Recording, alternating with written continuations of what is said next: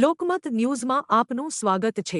વડોદરા જિલ્લાના વાઘોડિયા તાલુકાની દેવ નદીમાં આજે મગરના હુમલાની વધુ એક હૃદયદાવક ઘટના સામે આવી છે। વ્યારા નજીક આવેલા કાગડીપુરા ગામે 23 વર્ષીય યુવક મિથુન વસાવા ઉપર મહાકાય મગરે હુમલો કરી તેને નદીમાં ખેંચી જતા ગ્રામ્યજનોમાં ભયનો માહોલ ફેલાયો છે।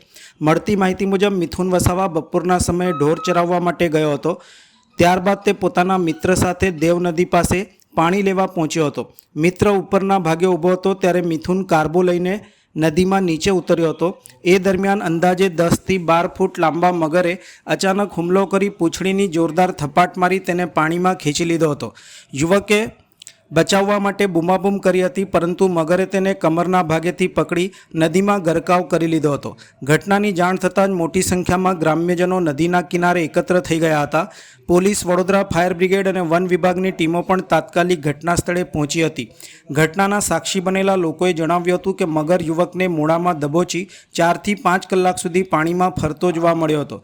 જ્યારે પણ ફાયર બ્રિગેડની બોટ નજીક પહોંચી ત્યારે મગર પાણીમાં ગરકાવ થઈ જતો અને થોડા સમય બાદ ફરી બહાર દેખાતો હતો। આ સમગ્ર દ્રશ્ય જોઈને લોકોમાં દહેશત ફેલાઈ ગઈ હતી। સાંજ પડી જતા અને અંધારું વધી જતાં ઇમરજન્સી રિસ્પોન્સ સેન્ટર તેમજ ફાયર બ્રિગેડની ટીમે રેસ્ક્યુ કામગીરી તાત્કાલિક મુલતવી રાખી હતી।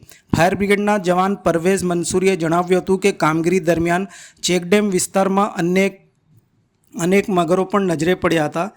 ટીમે બોટના મશીનોનો અવાજ અને હકોટા કરીને મગરોને દૂર ભગાડવાનો પ્રયાસ કર્યો હતો।